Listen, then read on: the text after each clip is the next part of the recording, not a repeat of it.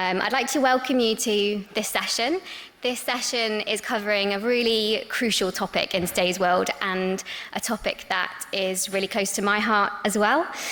Just a little reminder, if you haven't been in any of the other sessions, we do have slido.com where we're taking questions. So if you can go onto slido.com on your device, you can use that to ask your question, and the code is 8893517. So if anyone wants to get that out now, it's 8893517, and you can ask your questions there, and we'll come to the questions at the end.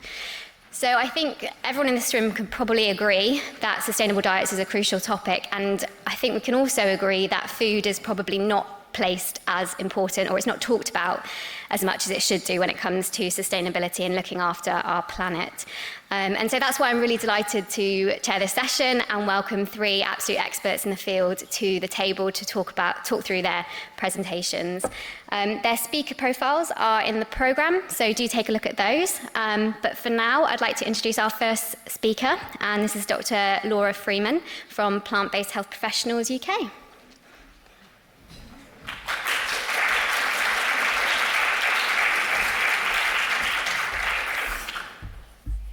Thanks, Rosie, for the introduction.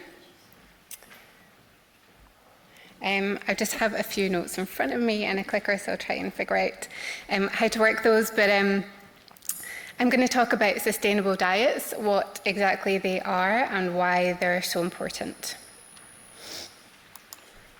So here's just an overview of what I'm going to cover in today's talk. I'm going to highlight the problems in today's food system. I also want to show you how we can connect the dots between our food system and the current climate crisis. I want to show you what a sustainable dietary pattern looks like and some of the evidence that we have to support it. I'm a GP and I'm a lifestyle medicine physician, but I'm also the co-founder and have position of medical director at Plant-Based Health Online. This is a private lifestyle medicine healthcare service, but I have no other disclosures. So I put this picture here, but I had no idea it was going on such a massive slide.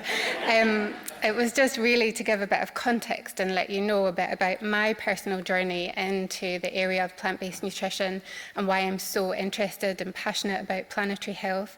I've been seeing patients as a medical doctor for quite some time now, but it wasn't until about 7 years ago when I became a patient myself and had a significant health scare that I discovered the evidence about plant-based nutrition. I changed my diet, I started to learn about the research, and then with a bit of personal experience, I took that into the consultation room to use with my patients. And it didn't take me long to start to see amazing health outcomes. I saw my patients drop their blood pressure, improve their diabetic control, feel better, and I knew that I was onto something really exciting. So when I explored this a bit more, I started to discover the connection not only between food and our physical health, but also our food system and planetary health, and started to join the dots together. I think that as a mum, I've become particularly interested in this topic. There's nothing more important to me than health and the future of my children, and I'm really glad to be able to talk to you about this important topic today. So I'm just going to highlight, I've touched on some of them already, but just highlight the key takeaways from the very outset here.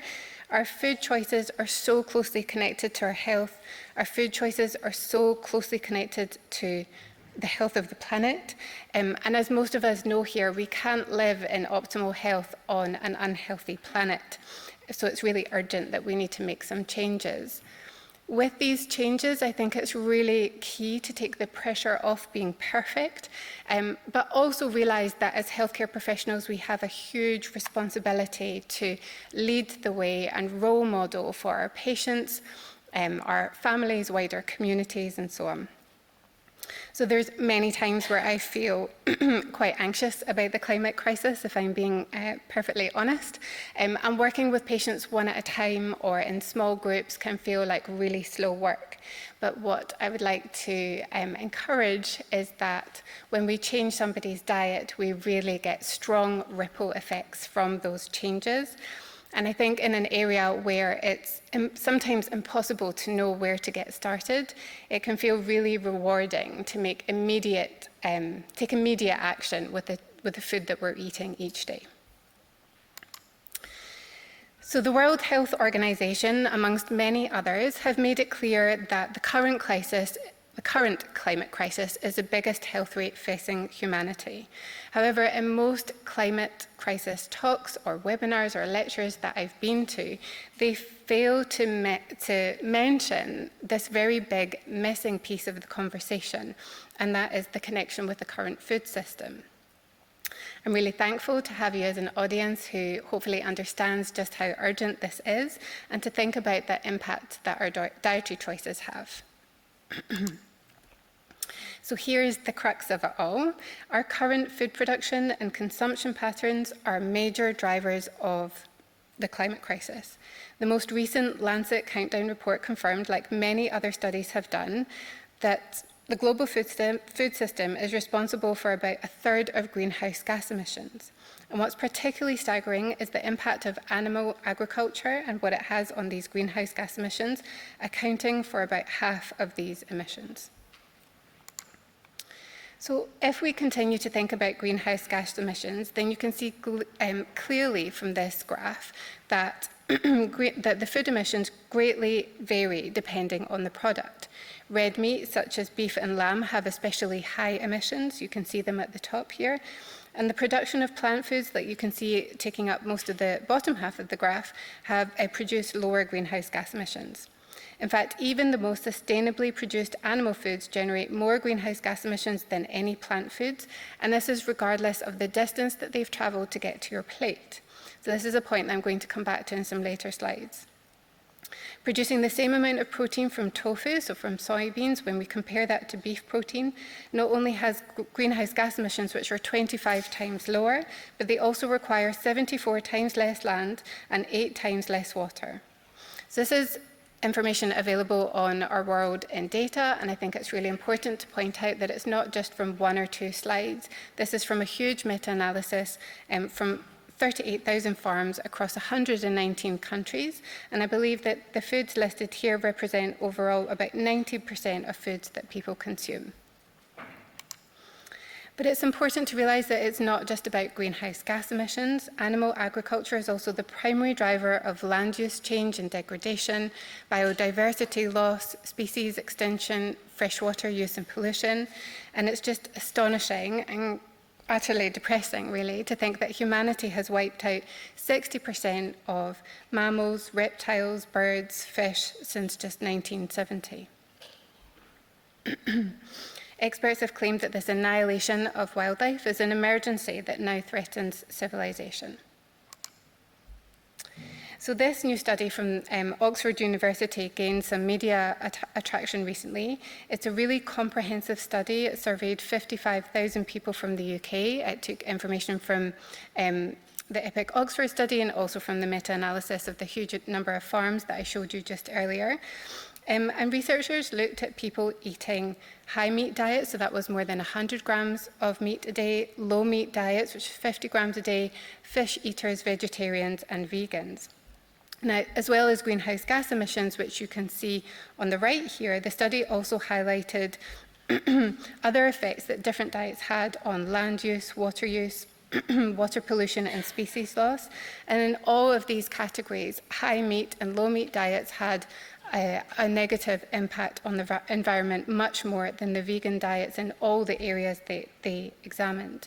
And the researchers concluded dietary shifts away from animal-based foods can make a substantial contribution to the reduction of the UK environmental footprint. So another important point to consider when we think about our food system is just how inefficient and wasteful it is. 41% of crops grown globally are fed to farmed animals. But meat and dairy only provide a small amount of calorie and protein supply, as we heard before. This is thought to be about 18% of calories and 37% of total protein. 1 in 9 people on the planet suffer from hunger, but we produce enough food to feed them all. In fact, we grow enough food for about 10 billion people. So we could make big strides in eradicating world hunger if we just use food crops directly for humans rather than cycling them through animals. So not only is this inefficient, like I mentioned, I also think it's unethical as well. So despite the evidence and despite the repeated warnings from the scientific community, the global demand for meat is growing, and this is true especially in developing countries. Over the last 50 years, meat production has tripled and dairy has doubled, and in 2018 the world produced more than 340 million tonnes of meat.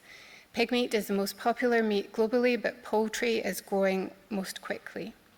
Now, each year, as Shireen mentioned earlier, 80 billion animals are slaughtered every year, and 2 trillion fish every year to eat. As I've discussed, the production of meat has large environmental impacts. So one of the most pressing challenges that we face just now is how to reduce the production and reduce the consumption of meat, dairy, and other animal foods. And if we can do this, we could reduce the damaging effects of our food system on the planet. And it's so important that we do this because, and according to this paper that was published just a few years ago, even if all non-food system greenhouse gas emissions were halted immediately, emissions from the food system alone could prevent us from achieving the 1.5-degree target of the Paris Agreement, or even threaten the 2-degree target by the end of the century. If there's any way for us to try and keep to these targets, then we have to ensure rapid changes to the food system. And this was another important paper. It's taken from the 8 Lancet Commission, which stressed the same message. If we don't make any changes and we continue business as usual, we need more than 7 Earths to support our current food system. You can see that it's just unsustainable. And if we don't shift to a plant-predominant diet, we'll exceed planetary boundaries by more than 263% in the near future.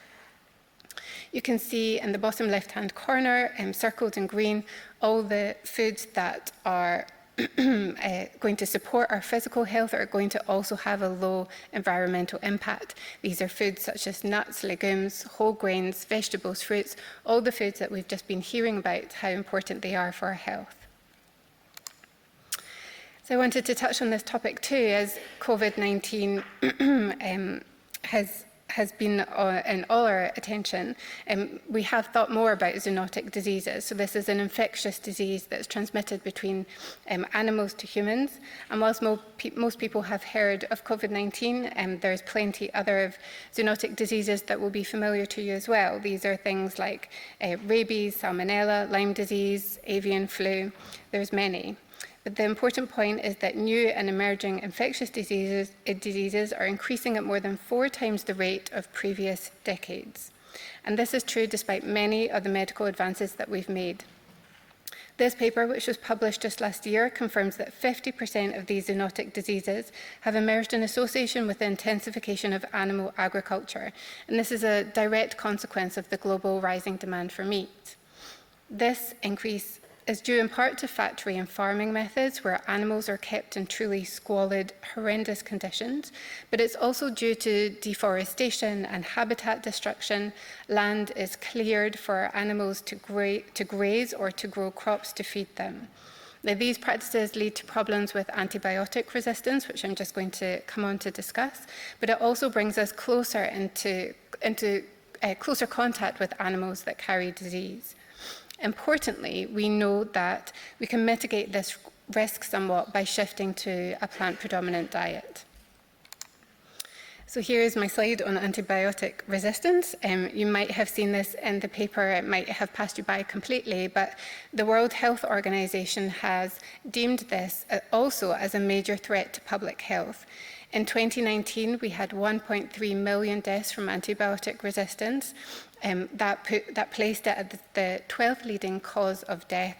As Shireen mentioned earlier, this was more than HIV and malaria combined. And this number is expected to increase significantly to 10 million deaths annually. And to put this into perspective, that would surpass all cancer deaths. And most people don't know that the majority of antibiotics are sold for the use in animals, and we have an established link between antibiotic consumption in animals and resistance in humans. So if we are to reduce intensive farming practices that require the overuse of antibiotics, we can reduce the amount of antibiotics needed, and we know that limiting our meat intake daily has a significant impact on reducing antibiotic use. So with all of that said, does it really make a difference to choose a plant-based meal? Well, yes, it does. Otherwise, I probably wouldn't be standing here with this talk. But you can see clearly in this really excellent visual published in a paper recently, it looked at the environmental impact of 4 meals of different cuisines and their meat-based vegetarian, vegan, and whole food vegan variations. They found that irrespective of the type of cuisine, plant-based meals had substantially lower environmental impacts. And this was across all their impact categories. These were global warming potential, freshwater eutrophication, terrestrial acidification, and water depletion potential. And there was a large difference even within the meat category too, where beef had 32 times the impact of a vegan meal, and a chicken dish had 6 times higher than a vegan meal. So what you're looking at in the figure here is the global warming potential, the GWP, of the different recipe variations of a lasagna. You can see that the areas of the circles represent magnitudes of the GWP of each meal, and inside each circle, you can see the contribution of ingredients in each recipe. The particularly high GWP of beef is made up from contributions of methane emissions, manure management, the use of fertilizers, and also feed production. And these were the summaries from this paper where I used the diagram from, and I think the highlights are really notable. Again, vegan meals consistently had the lowest environmental impact, and importantly, replacing animal-based ingredients with plant-based foods was found to be far more effective than sourcing ingredients locally. And this information has been reproduced in many other studies, like this one. In this visualization, you can see greenhouse gas emissions from 29 different food products, from beef at the top to nuts at the bottom, and for each product, you can see how the emissions relate to each stage of the food chain. This is also using data from the large meta-analysis that I mentioned before, and you should be able to see that transport, which is in red, is actually a very small contributor to emissions. Some plant foods have a higher transportation emission, but their overall impact is still very much lower. And whilst eating local might have some benefits, like supporting nearby producers, if you really want to make a difference to your carbon footprint with your diet, we need to be thinking on what we're eating and not where it's travelled from. So transport typically accounts for less than 1% of beef's greenhouse gas emissions. So whether you choose to eat that locally or not, that has a very minimal effect on its total footprint. And as the author of this paper states, whether you buy beef from the farmer next door or from far away, it's not the location that makes the carbon footprint of your dinner large, but the very fact that it is beef. Okay, so what exactly is a sustainable diet? Well, it's a dietary pattern that should promote all dimensions of health and well-being. It should have a low environmental pressure. It should be accessible and affordable, safe and equitable, and culturally acceptable. As I touched on earlier, worldwide hunger continues to be a very significant problem, and at the same time, the world is experiencing a continuing rise in overweight and obesity, and diet-related non-communicable diseases like type 2 diabetes, certain cancers, and heart disease. These are amongst the leading cause of deaths globally. So the aim of a sustainable diet will be in part to address this, but also to reduce the detrimental impact of our food system on the health of the planet. So what exactly does a sustainable diet look like? Well, this is a diet that's 85% plant-based. And this is the planetary health diet taken from the Eat Lancet Commission on Food, Planet and Health. They brought together 37 world-leading scientists from across the globe, and they were tasked with the question, can we feed 10 billion people a healthy diet and stay within planetary boundaries? So thankfully, the answer was yes, but this would have to lead to total transformation in eating habits, improvements in food production and reduction in food waste. But this diet that you see on the plate here is flexible. It can be adapted to different countries, different culinary traditions, as well as personal preferences. And they were very, very clear on what constitutes a healthy diet from a sustainable food system. And this would be a diet that emphasises a plant-forward diet with plenty of whole grains, fruits, vegetables, nuts and legumes. This should make up the majority of what we're consuming. So meat and dairy could be eaten, but they should only make up a very small proportion of the diet. So luckily, you'll hear throughout the weekend at the conference just how beneficial a whole food plant-based diet can be for our health. But this study taken from the Lancet is particularly strong in highlighting these benefits. As we move more towards a sustainable, climate-friendly diet, such as the planetary health diet that I just showed you, we can reap many co-benefits. We can reduce all-cause deaths, we can reduce cancer deaths, we can lower our greenhouse gas emissions and free up a significantly large proportion of land as well. So I just wanted to bring this up because it's a very common myth that healthy eating is more expensive. And certainly if we fill the shopping trolley with lots of the new plant-based products or meat alternatives, this could be true. But if we're eating a whole food plant-based diet, we can actually reduce our food costs. Now, this study compared the costs of 7 sustainable diets, and out of all of them, the whole food vegan diet was the most affordable. I was going through a bit quicker than I thought. I'm just going to end with this opinion piece that Shireen and I wrote and that was published in the British Journal of General Practice. It's a very nice summary of what I've discussed this morning. And I'll end with saying our food choices really matter. Without addressing food production, we cannot meet our climate targets. We have a simple solution in plain sight. A healthy plant-based diet will improve global health. It will also keep the food system within planetary boundaries, and it will promote biodiversity and will be able to feed more people. That's everything from me.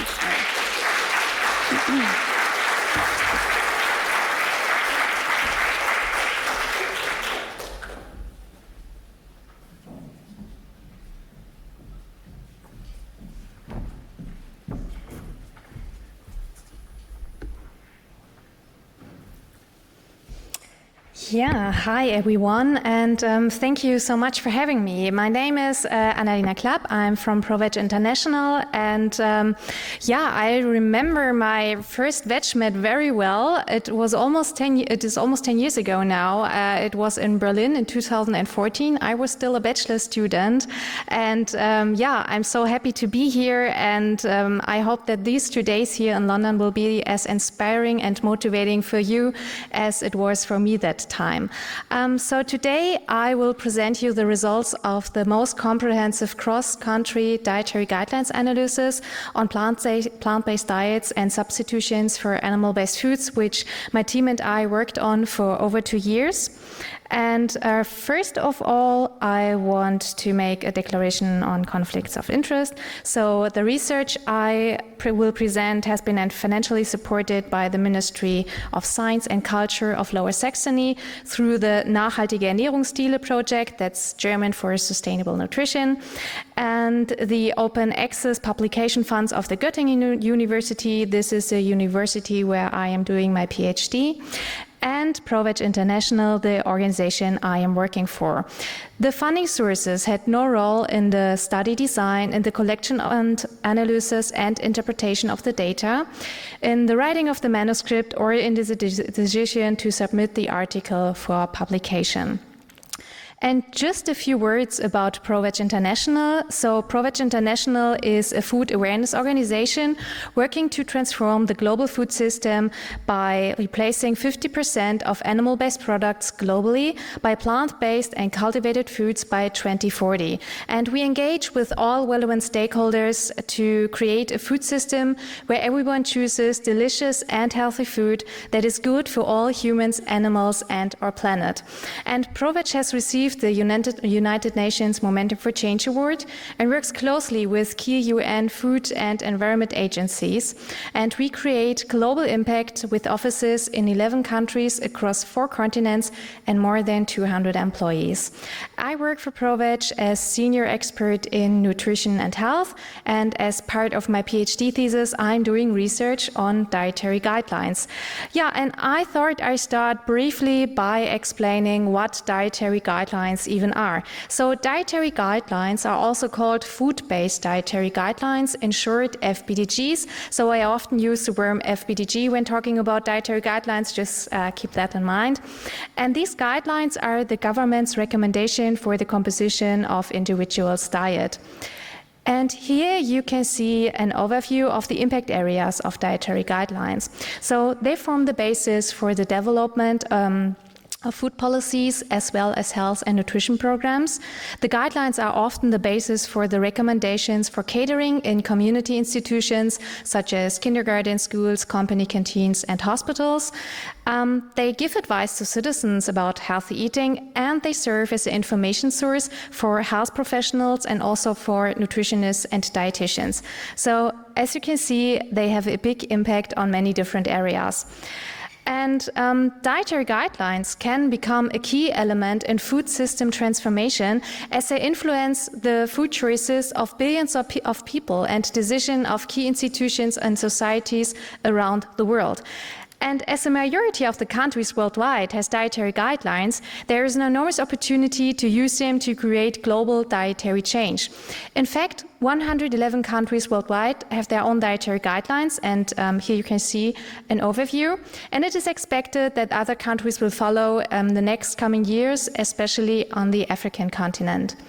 But now let's take a deeper look, starting with the fact that all large-scale evaluations of FBDGs have shown that governments are lagging behind in integrating health and sustainability goals into national dietary guidelines.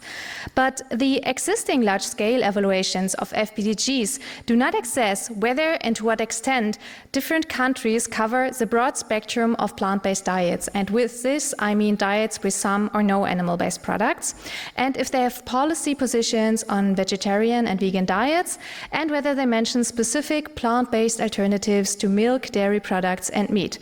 So my team and I identified this research gap, which resulted in this recently published paper, a global analysis of national dietary guidelines on plant-based diets and substitutions for animal-based foods.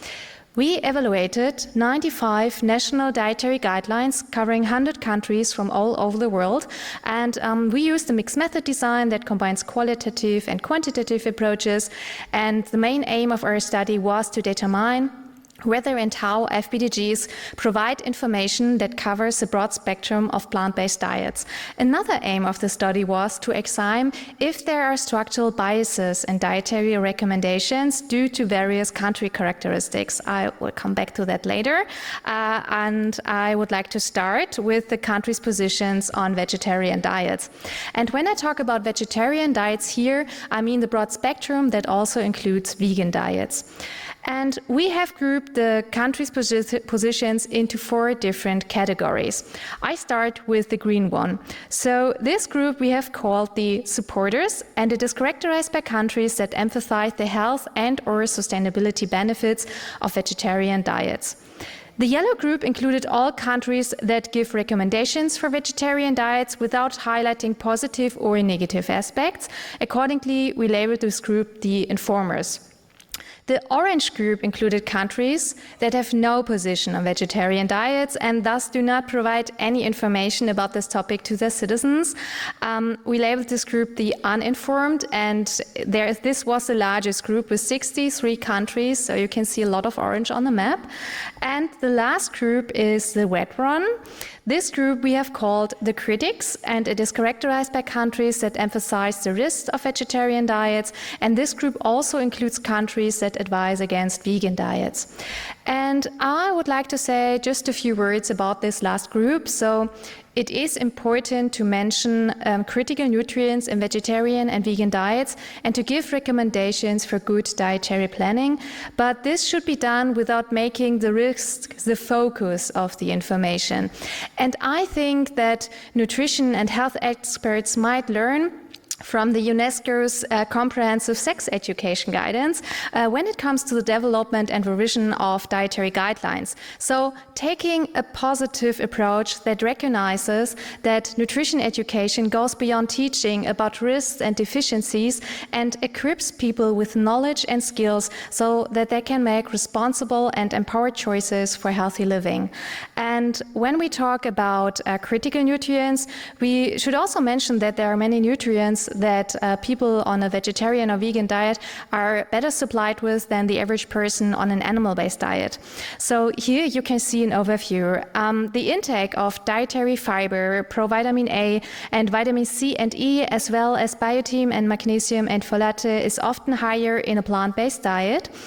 Other nutrients that people eating a plant-based diet need to pay special attention to include vitamin B12, calcium, zinc, omega-3 fatty acids, as well as iodine, iron, and vitamin D. However, the last 3 nutrients I mentioned, and also mark them with an asterisk here, are critical for the general population and not just those who follow a plant-based diet. So in conclusion, neither a conventional diet nor a vegan or vegetarian diet automatically protects against deficiencies, but when properly planned to include all essential nutrients, a balanced plant-based diet is beneficial to our health. And various studies from all over the world show that plant-based diets can have positive health effects. And as a result, plant-based eating is increasingly recommended by scientists and nutrition societies as a healthy diet, if followed on an ongoing basis, can reduce the risk of many lifestyle diseases. So there is strong evidence that people who follow a balanced plant-based diet have lower mortality rates, lower cholesterol levels, a lower risk of obesity. Plant-based diets can prevent and manage type 2 diabetes. There is a lower incidence of cardiovascular diseases, lower blood pressure, and a reduced risk of developing some cancers. So yeah, a lot of good reasons why to follow a plant-based diet.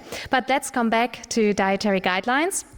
We also analyzed if current FPDGs mention specific plant-based alternatives to milk, dairy products, and meat, since public interest in plant-based alternatives has increased repeatedly in the last few years, along with the number of scientific articles about their benefits and limitations. And this can be products like tofu or soya milk, but also oat milk or veggie burger. And indeed, we also noticed a positive trend in terms of plant-based alternatives in dietary guidelines worldwide. Nearly half of all FPDGs already mention plant-based alternatives to meat and animal-based milk. And there is a lot of discussion going on around the topic of plant-based alternatives, especially when it comes to healthy diets. And I think FPDGs should help identify which plant-based alternatives can and cannot be part of a healthy and sustainable diet. So I recommend that guidelines should differentiate between plant-based alternatives that can be consumed frequently and those that should be eaten in moderation or seen as merely for enjoyment. I mean, we see similar recommendations in most guidelines worldwide for animal-based products, right? And it really makes sense to do this for plant-based alternatives too. And in the UK, the dietary guidelines are called Eat Well, or the dietary guideline is called the Eat Well Guide. And in the dairy group, the Eat Well Guide has also included plant-based alternatives. And here it says unsweetened calcium-fortified dairy alternatives like soya milk, soya yogurts, and soya cheese also count as part of this food group, and that these products can make a good alternative to dairy. They also recommend to prefer lower fat and lower sugar options. And I would also like to share some news from Sweden. So this was not part of our analysis because just a few months ago, the Swedish Food Circle has been updated to a greener version, and they have integrated plant-based alternatives to milk, meat, and dairy products in all relevant food groups and marked them with a small green symbol.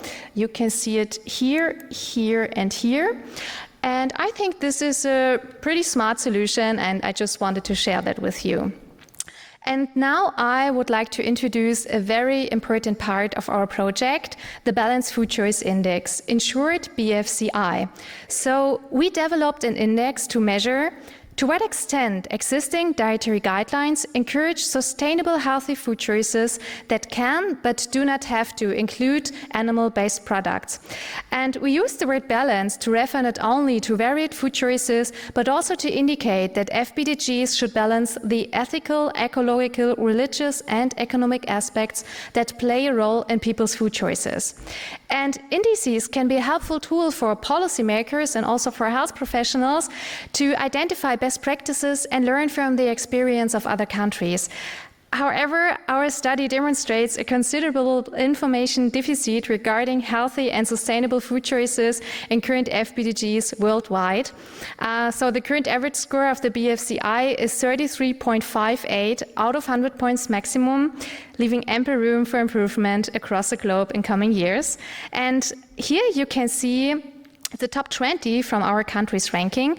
And while the Netherlands and Australia are doing quite well, the fourth place is only just about above 80 points, and on the other places it goes down very quickly with the points, as you can see.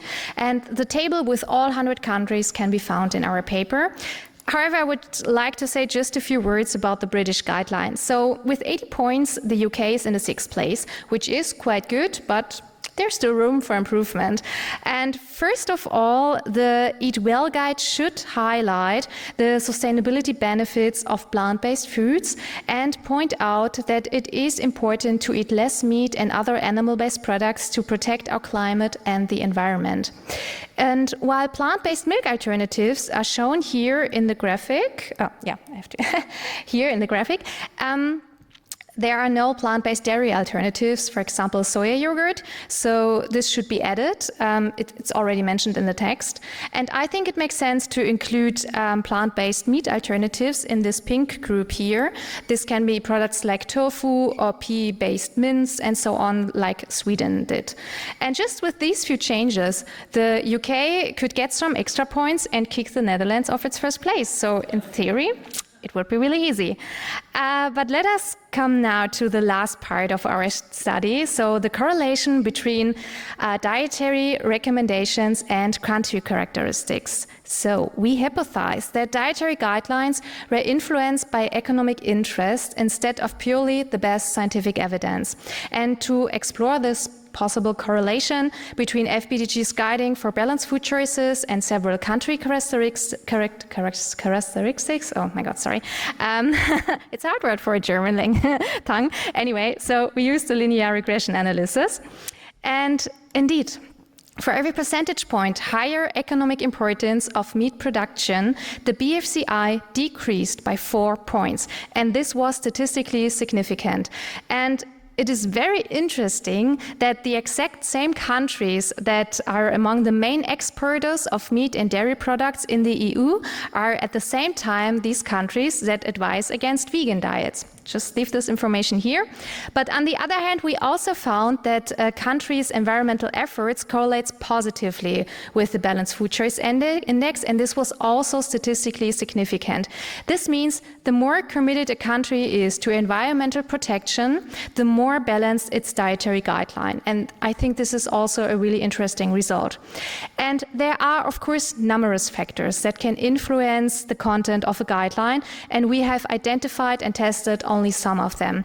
Unfortunately, when you analyze 100 countries, there is a lot of missing data. This is, for example, the reason why we were not able to test the effect of the seafood industry. It's too much missing data in this area. Anyway, I have summarized the most important influencing factors here. So highly statistically significance was given with the GDP per capita. That means the richer the country, the more balanced the guideline. And this was to be expected because since richer countries have more resources to write up-to-date evidence-based guidelines, however, in countries with low GDP, more people are vegetarians or consume fewer animal-based products due to the economic situation or religious reasons. And that is why recommendations are especially needed here. So because people need to know how to meet their iron needs, for example, when they do not want to or cannot afford to eat meat. So it's really a question of inclusion. And as I mentioned earlier, the importance of the meat industry, we also found a correlation with the dairy industry, but this was not statistically significant. Furthermore, the commitment to the environment and sustainability plays a role. I have already mentioned that. We also have the factor of the last update. That means newer guidelines tend to be more balanced. And the last one is the page length of the FBDG. This means that the more detailed the guidelines are, the more balanced they are. For example, shorter guidelines tend to just say drink cow's milk for calcium, and longer guidelines tend to list various sources of calcium that include plant-based foods like green leafy vegetables, calcium-rich mineral water, or calcium-fortified soya milk. However, there were also many long guidelines that do not do that. But now let's finish up with some key takeaways. On the left side, you see the status quo, and on the right side in green, you can see what criteria balanced guidelines should meet. So, balanced guidelines need to provide inclusive food groups and eliminate animal-only food groups. They need to include recommendations to reduce animal-based foods based on health and sustainability benefits. They need to encourage healthy and sustainable food choices and give advice for the broad spectrum of plant-based diets. Balanced guidelines need to recommend healthy plant-based substitutes to animal-based foods, and they need to be more inclusive by providing guidance about well-planned vegetarian and vegan diets. And I'd like to close this talk with one last note. So last year, the IPCC released its report on ways to mitigate climate change, and dietary guidelines were mentioned as one of the important instruments to mitigate climate change in the food sector. And not only that, they identified very similar points that need to be changed, which we also identified. And yeah, with global, planetary, and human health goals and targets falling short, it is more important than ever to ensure that FBDGs promote sustainable, healthy food choices, and this includes recommendations to eat less animal products and fostering plant-rich diets and plant-based alternatives as part of their positions and food groups. And I hope that this message reaches policymakers and health professionals across the globe. And following on this, I'm doing a new research project at the moment where I'm asking nutrition and health professionals what they expect from dietary guidelines to promote healthy and sustainable food choices. And it would be a huge help if a few people here at this conference would be willing to share their thoughts on this with me. So if you're interested in having a short chat about dietary guidelines with me, please contact me today or tomorrow at this conference. I'm here the whole weekend, and you can also find me at the ProVeg booth after the session here. So just come by or send me an email and we can do a video call later. And that brings us to the end. Thank you so much for your attention and your interest.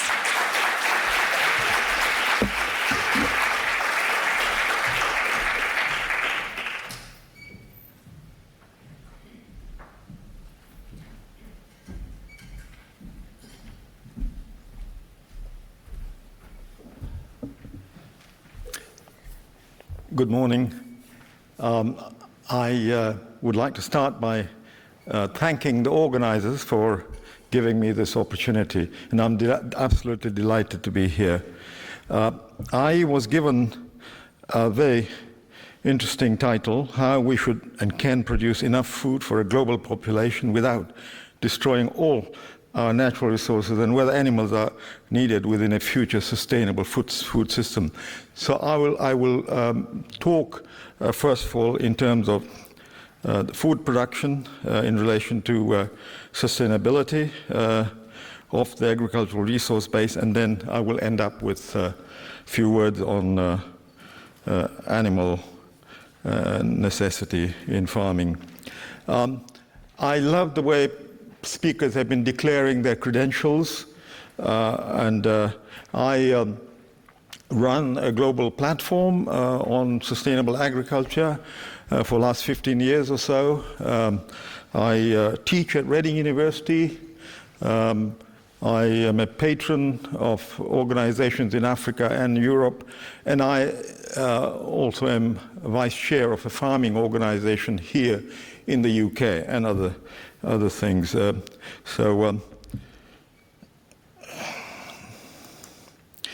I'd like to get a couple of things out of the way. We, as a population, the growth rate has been decreasing since 1962-63. In other words, we passed the inflection point in terms of population growth several years ago, and we expect that we will settle down to a plateau population in about 80 years' time, to around 9 billion to 10 billion, and then hopefully, like in the so-called advanced countries, population will start coming down as children become economically difficult and socially also difficult. And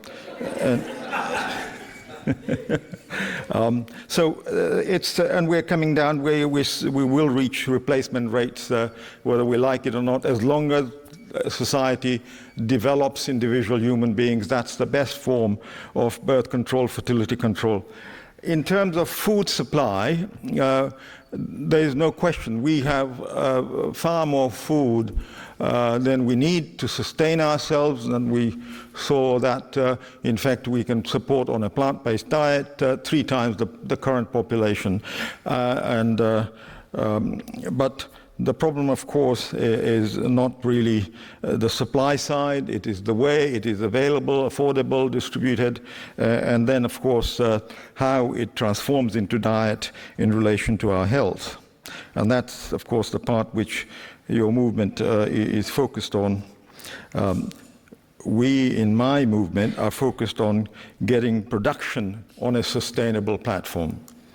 There's also a third thing I'd like to highlight is that we have enough land, and we're already overusing land.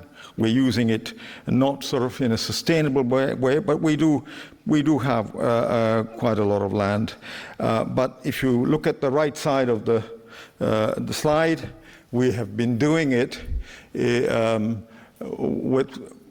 with surprising levels of degradation, not just degradation of soil and land resources, but the whole ecosystems.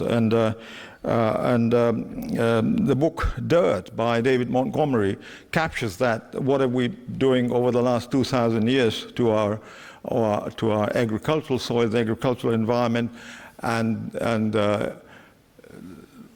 it seems that the tillage has been one of our main root causes of degradation. But we also have other assessments which show that only 89% of our ecosystems are degraded or severely degraded, and we've been continuing to degrade those. Unfortunately, we have been also practically destroying about 10 million hectares of agricultural land every year. 10 million hectares is about the size of Portugal. And sometimes you hear these figures about, livestock area is now 2/3 of agricultural land. Even in the UK, for example, 71% of our area, land area, is given over to livestock. And you have to ask the question, why is that allocation so large? Well, because we've been pushing cropland into so-called margin, and we're marginalizing it and degrading it, and then we're bringing livestock in there. So at the moment, in the last 70 years or so, we have lost around 500 million agricultural land. And of course, we have exceeded 5 or 6 of our planetary of our 12 or 13 planetary boundaries. I would like to remind everybody that we have to accept that soil health and landscape health, just like you talk about human health and family health, it is in a sense, it is a living ecological system. And soil, for example, have been basically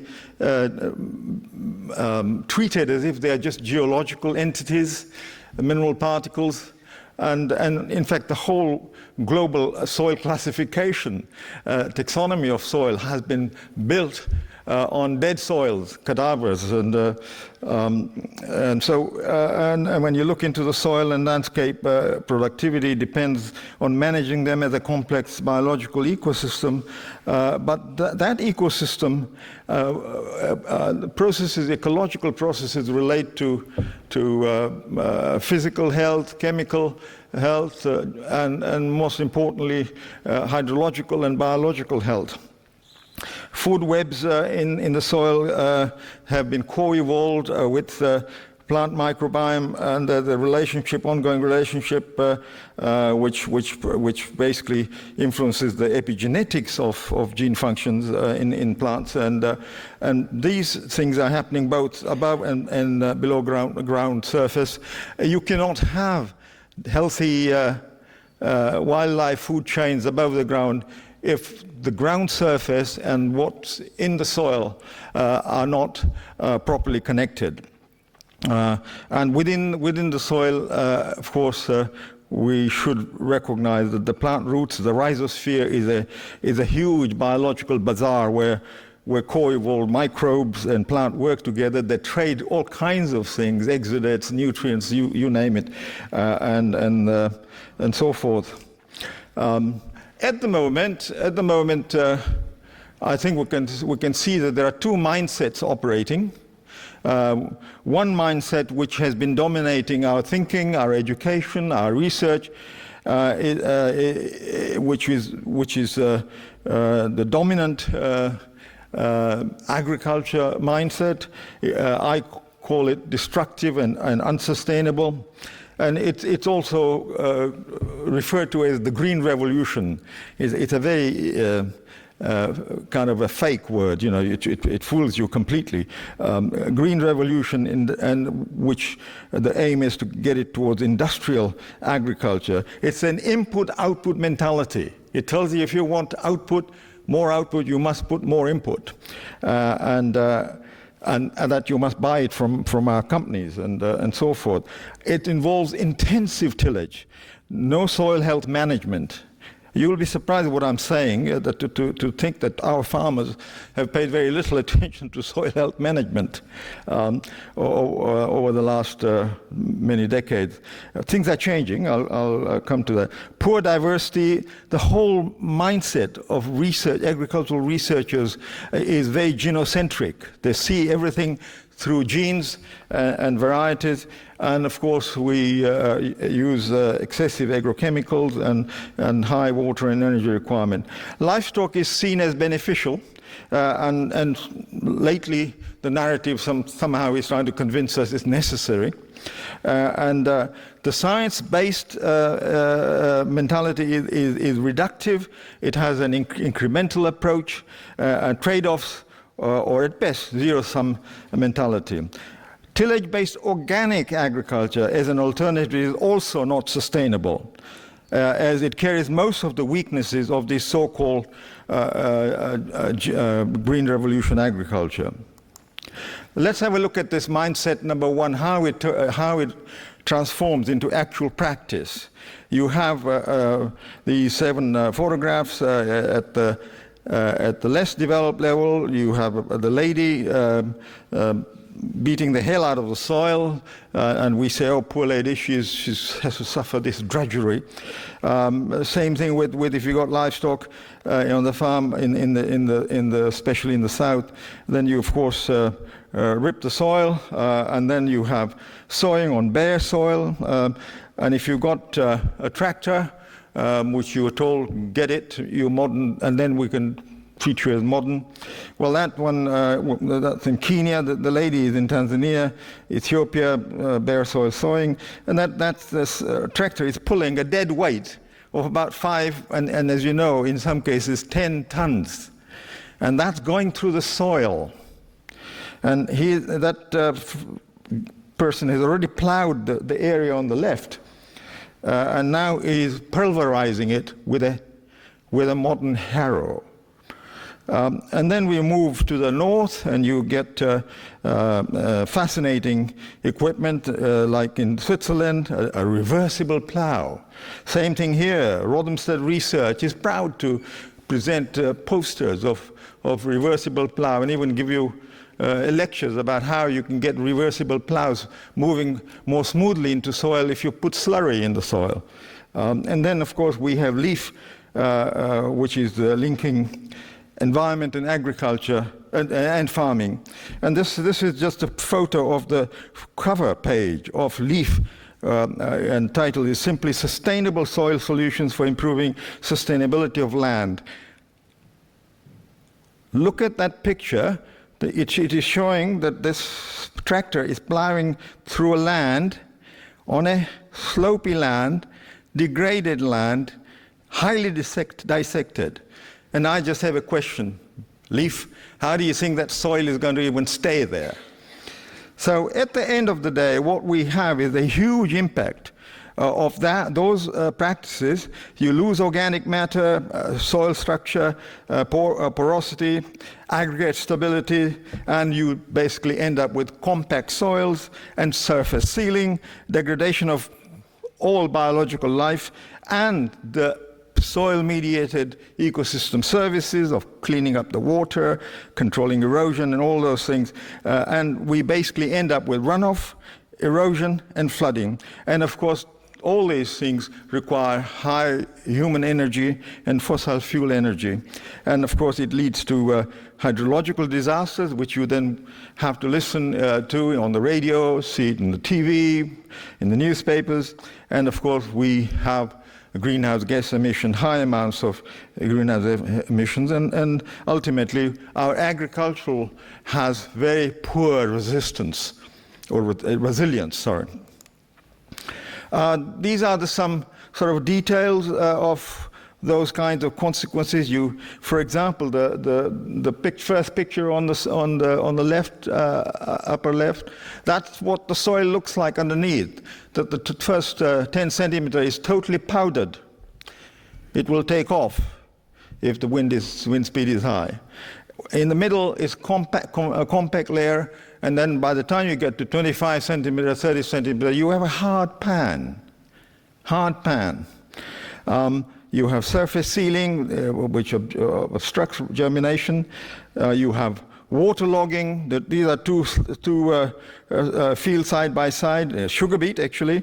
The one on the left is what I'm going to be talking about, and on the right it is the traditional tillage agriculture, which basically leads to waterlogging, and then it will develop its head and it will run and create flooding further down.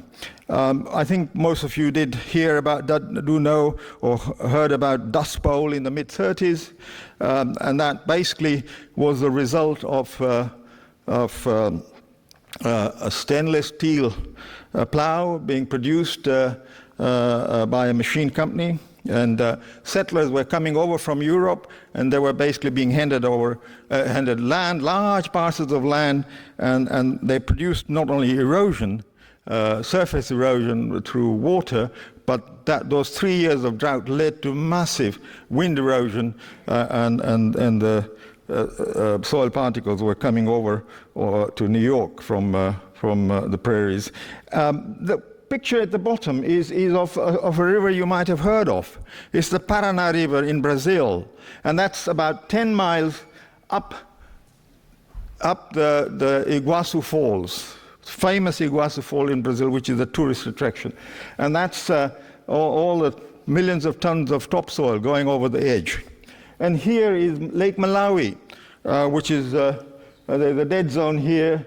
British scientists have worked there for 100 years and are telling everybody we are helping farmers abroad. But this is Malawi. And 3 more pictures, and that is a picture of what the river in the UK looks like after a heavy storm. And this is the river saying hello to our Parliament building. And it is laden with enormous amount of topsoil, and you can trace that topsoil going back into Berkshire. And it then ends up into the North Sea. You can see that in the middle picture, And Guardian wrote an article in 2014 called Sediment Plumes from UK rivers in the south. And of course, you can see the sediments coming out of River Severn and rivers further north. And of course, the overall effect in Europe, in European agriculture, is yield stagnation, suboptimal yield ceilings. And here is a graph of several countries together. And in UK, for example, yields have reached artificial plateau since about 1992. You will be told otherwise by of course, seed companies. They will tell you, oh, you use my seed and you'll get 2% more output. But essentially, we are operating on stagnating yields since 92, 96. So, consequences, just to summarize the consequences of the mindset, the Green Revolution mindset for ecosystem, farmers, society at any level of development, is that for agriculture and farmer, higher production cost, lower farm productivity and profit, suboptimal yield ceilings, poor efficiency and resilience, not climate smart, operating a degrading cycle with large subsidies from society. They would not function. They would not have a livelihood income if we stopped supporting them. And of course, the whole policy narrative is cooked up that we keep doing this to keep food affordable for you, rather than focus on why are we degrading. For landscape and ecosystem and society, we have dysfunctional ecosystem. The good example is whenever there is a couple of inches rainfall, you have massive floods. Because the soil can't capture and hold that water. Mass loss of biodiversity, and all the ecosystem services like water cycling, carbon and nutrient cycle, they basically are not functioning, and suboptimal water provisioning and regulatory water service, that means your stream flows are not working properly, the groundwater is not being recharged, and nutritionally we get lower quality produce and high environmental cost to society. You've heard of rural infrastructure being damaged during flooding, bridges, roads, and all that, and eventually, of course, the money has to be from the taxpayers to repair those things. The second mindset is developing an ecological vision of what should be normal, and that is it should be regenerative. And sustainable. And we hear these words about agroecosystem management vision, trying to mimic nature, ecologically sensitive production systems, practices and value chains, because production systems on the farm actually define the input supply value chains. If you have an inefficient factory, it will call for more inputs and use it inefficiently. And also same thing with the immediate value chains, output value chains. And science based on system thinking, not reductive incremental thinking, but system thinking and optimization, which is basically a positive sum mentality. Not a zero-sum mentality and far removed from trade-off mentality. The only sustainable alternative available at present is the no-till conservation agriculture, and this also applies to organic and so-called agroecological systems if they are based on conservation agriculture principles, not otherwise. And conservation agriculture also runs the so-called regenerative agriculture. In fact, it is the old wine in a new bottle. And of course, there are others who are not doing regenerative agriculture but love the phrase, and they have co-opted it. With regenerative agriculture, there is a group, unfortunately, in my opinion, they consider animals as a default component, which means that animal is a necessary component and you must have them, otherwise you're not doing regenerative agriculture. And that, of course, is not I would almost like to be unkind, and that's absolute nonsense. what should we, how should we describe a farming production system which we can call sustainable in terms of its technical characteristic? We would like to see agricultural land productivity to be enhanced. The capital, natural capital, should be kept healthy, and it should process or deliver ecosystem services. But simultaneously, we would like that production system to be input use efficient and build resilience with the help of biodiversity and able to what you call it, bear biotic and abiotic stresses well. And then it should be able to contribute to multiple objectives of land use at the farm, at the landscape level, the community level, and national levels. And these are sort of linking the farm operation to climate change mitigation, flood management in the watershed, minimizing pollution and erosion. And having said, having made a mention of how much land we're losing, and this also, please know that it applies to UK as well. You know, that 71% of livestock area didn't turn up overnight. There is a lot of historical reasons why that area is large, partly the colonialism working in the UK. You know, the elite given large amounts of land, and the easiest way to manage is to put livestock. But there is a lot of area which is moving out of cropland, and it is, of course, has reduced drastically, but there is still a lot of degradation which is propped up by agrochemicals. And this production system, which we now need, capable of regenerating and rehabilitating land productivity and services in degraded and abandoned land. These multiple objectives are being met by what we call conservation agriculture, which was defined about 35 years ago, and we have been promoting that globally. And I want to describe that system, because if that system can be connected with your desire for sustainable diets, sustainable food production, then we are basically looking at the whole food system picture. And this is what conservation agriculture is based on. Application of 3 principles. 1, continuous minimum or no soil disturbance, which means at the practical level, no-till seeding and weeding to get the soil resilience built up. 2nd, continuously covering the ground soil with biomass, mulch, and that runs the food webs and protects physically protects the soil from abiotic stresses, erosive rainfall, and so forth. And also it feeds the soil. Soil bugs are like us. They love biomass like we do, and like you say, well, eat plant biomass. Well, they just love it. They are plant-based. And thirdly, to have a diversified cropping system, including cover crops in rotation, and that basically is a major bulwark against weeds and disease and insect pest management. And also, of course, it builds your soil and so forth. It gives you diversified nutrition as well, but it has a big component which has almost disappeared in most farms.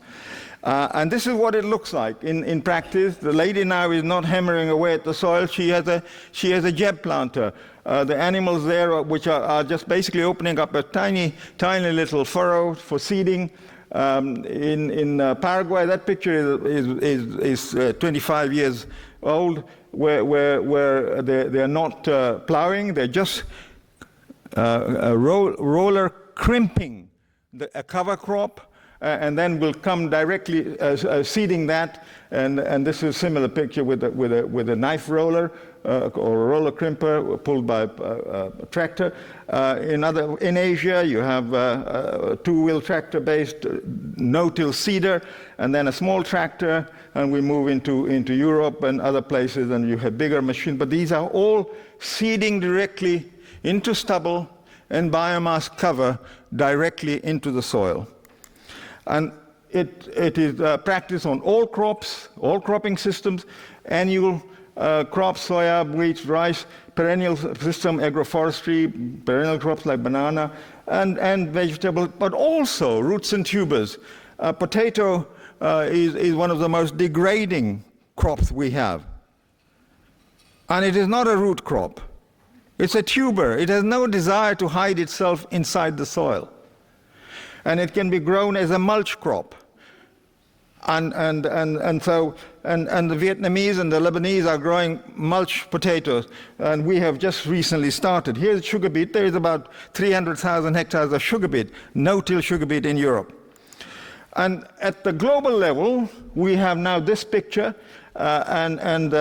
today, some 4 years ago, the last update I did, 205 million hectares of annual cropland is under conservation agriculture, which is about only 15%, but it's quite significant. And that's the way it is increasing at 10 million hectares per year. We're transforming agriculture globally at that rate. Half of this area is in the global south. The global south, which we want to teach, or think we can teach. But they have actually been ahead of the game, and 50% is in the north. In Europe, we now have about 7% of our European area under conservation agriculture. In UK, I'm absolutely amazed. In the last 10 years, we've gone to more or less 100,000 hectares, and this year's figure is 1 million hectares of annual cropland. Things have really started moving forward. Machine companies are changing their mind, are producing no-till seeder machines. So we have a positive picture at the moment globally, but the distribution is not even, and that's what we've been working and so forth. Well, and I think, and about 102 countries are now reporting work and practice of conservation agriculture.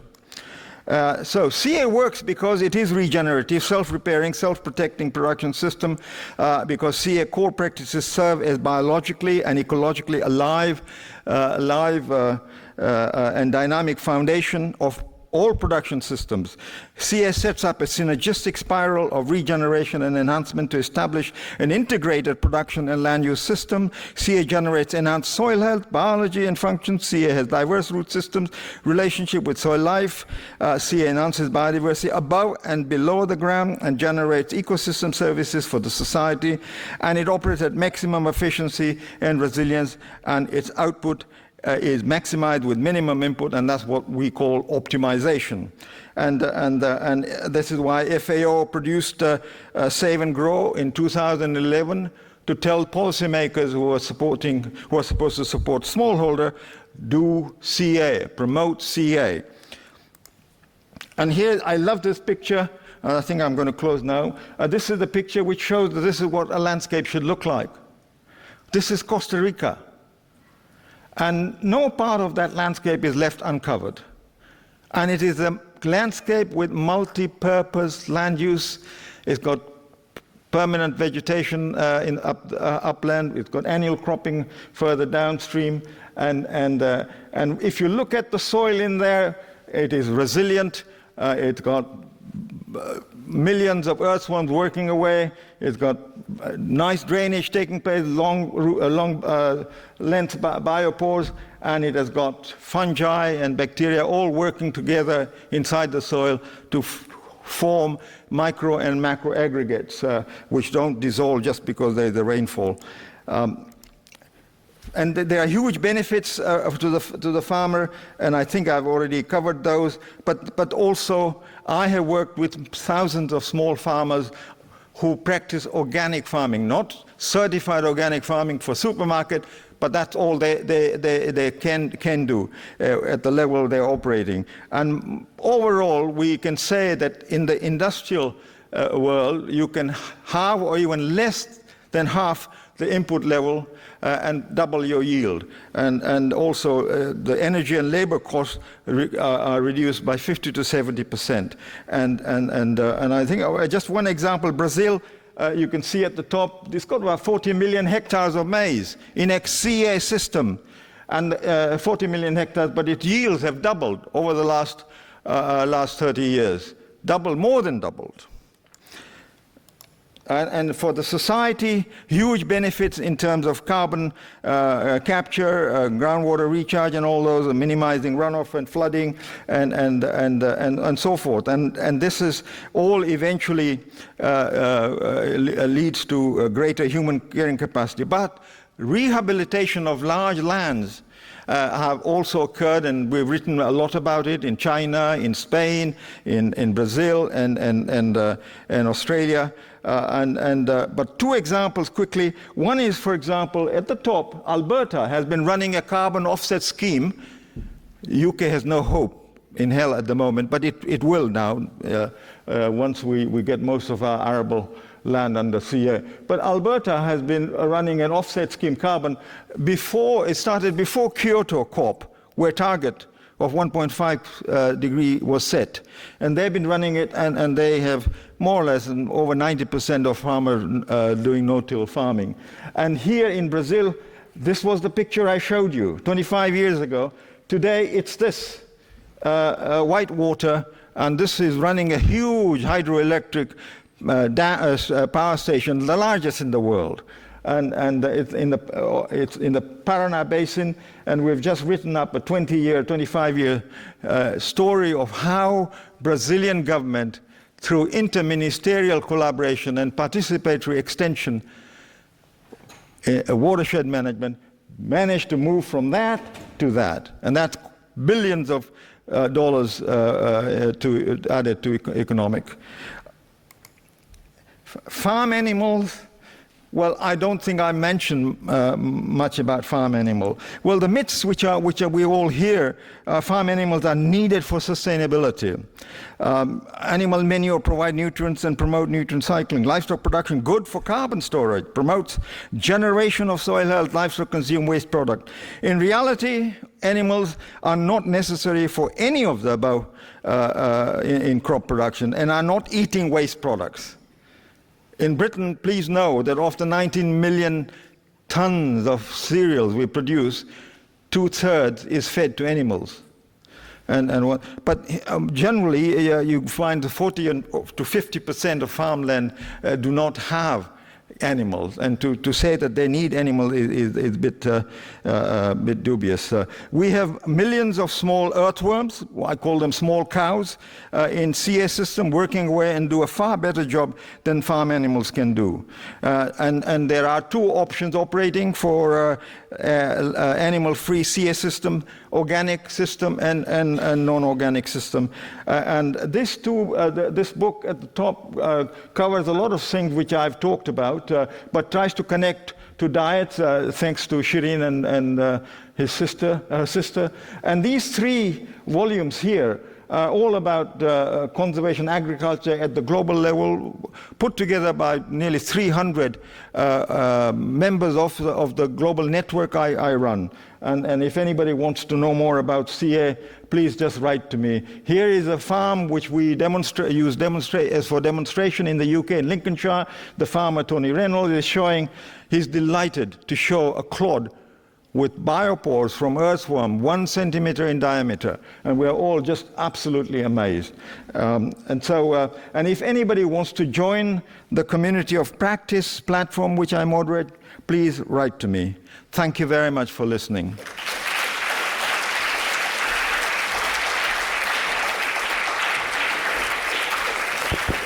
Thank you so much, and thank you to all 3 speakers. And I just want to say that last part about small cows, that has stuck with me. I really like that bit. That's great. So we have run over a little bit. So what I'm going to do is just ask a couple of questions. And if anyone has any other questions they would like to ask, then do grab any of our speakers. If they're on lunch and everything, everyone is very happy to chat to you. But the first question that I'd like to ask is, let me just get up Slido, for Anna-Lena. So, just lost it. Where has it gone? So the question is, how can health professionals translate your work into practice? How can we build on your work and build on this research? I have to put here. It should be already on. A really good question. So I've looked more on the political side, right? And at the moment, I've already done some interviews with health and nutrition professionals, and they have told me that it would be great if the government would support health and professionals more.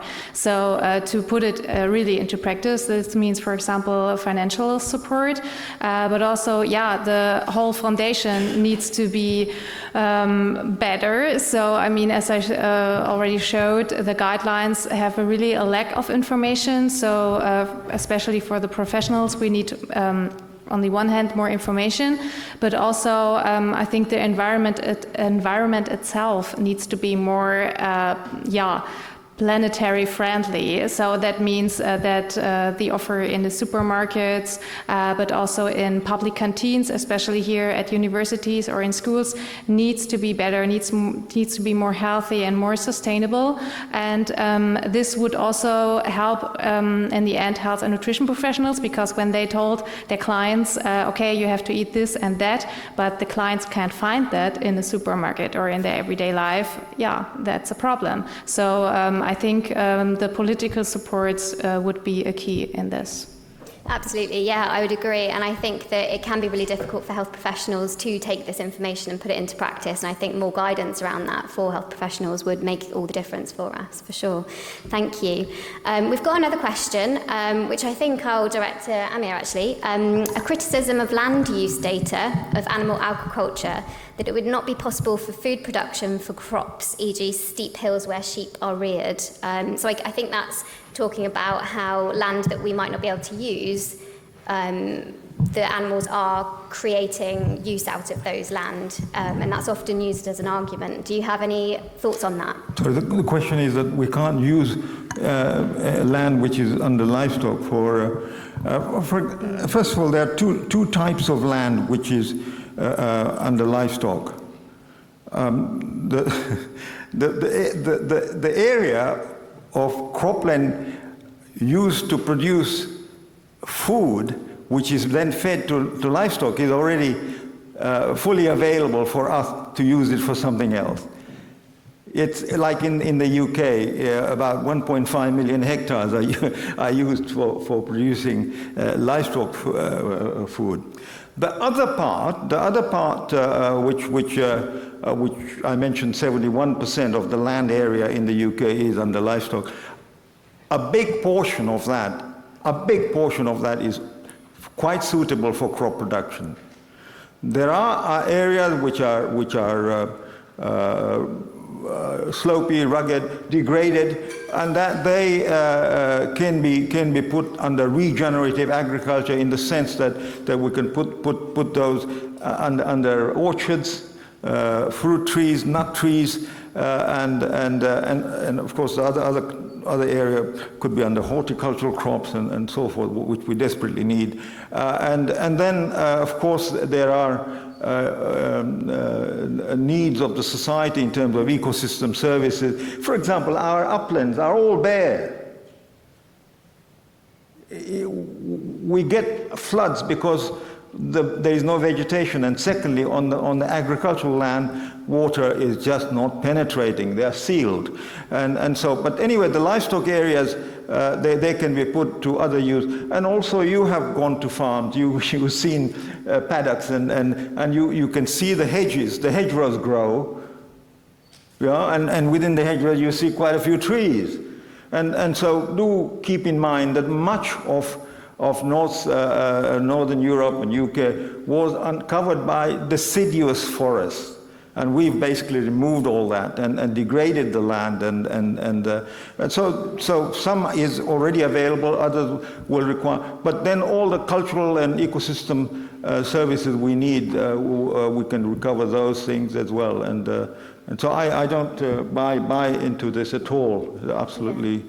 Yeah. Yeah, I would agree there. And I think we have a human mentality that we need to use every piece of land for our own benefit. And actually, if we're moving to a more plant-based food system, we wouldn't need to use all of the land. So it's a really interesting argument there. One of the most upvoted questions, I'll just ask that one, is what are your thoughts on the solutions put forward by George Monbiot in his book Regenesis? So I believe this is around precision fermentation, which I don't know a huge amount about. It's a very interesting book if anyone wants to read it. But does anyone have any thoughts on that? Does anyone know more about that? Well, it's fairly new, isn't it? Well, he, of course, is. When you read his book, I mean, he was fascinated by this sort of microbial fermentation, and you can get this white powder and then put it into our products and all that. I personally feel that will. First of all, it is an industrial process. Secondly, it will lead to further industrial processing for example, in America, they hide corn product in just about everything they eat. They have to hide it. And therefore, of course, and they don't tell you. Well, I think that this particular fermentation process, I mean, there could be some sort of use for it, but I would use the fermentation product for something else. I would keep our farmland, use it sustainably, keep our wildlife happy, develop our cultural services, and make sure that we've got the best ecosystem services which the society needs. And please also remember, we do not need that much food to be alive. You know, and just to give you an example of Europe, and including UK, per capita, we consume about 500 kilogram per person, grain equivalent, so all the food and you know that to keep body and soul alive and to get your 2,000 calories, you're basically talking about 200 kilograms per year, supplemented with all the other greens and fruits and vegetables. Here in Europe, so half of it is fed to livestock, and of course we now hear that we can be ending up wasting 30 to 40%. So, and all the calculations which have been made, we can just save the waste, stop expanding, in fact degrowth, and we can meet our requirement fully. UK, you know, the only product it exports, you were not surprised, is livestock meat. The rest it imports. And when I used to be, used to work on a farm, half the farm was under orchards, hops, apples, pear. I mean, you name. And there was 250 hectares of soft fruits, and they're all gone. So anyway, so I think Monbiot, I admire the fact that he's challenging, he's asking new questions. And in many areas, you know, I have no argument with him, but I think that at some places he just then shoots off, but there may be some niche value, but yeah, thank you very much. And I think it kind of represents my attitude to kind of eating insects as well. It's kind of not massively necessary because we have some solutions through plant-based diets. Anyway, we have run over, so I do apologise. I just wanted to mention that if anyone wanted more sort of practical side of things, there is resources on the BDA website. They do have something called the One Blue Dot, which we're hoping to update soon, but it does have some very practical solutions on helping you or your patients to move towards more sustainable diets. And as you're right, they talk about, you know, excess food is wasted food as well. So finally, I'd like to thank all of our speakers for joining us today for this session. And now it's time to put all of our talk on plant-based diets into action because it's lunchtime. So everyone enjoy. I'm sorry for running over. I mean, I'm the culprit. It was fascinating, so we didn't want to stop you.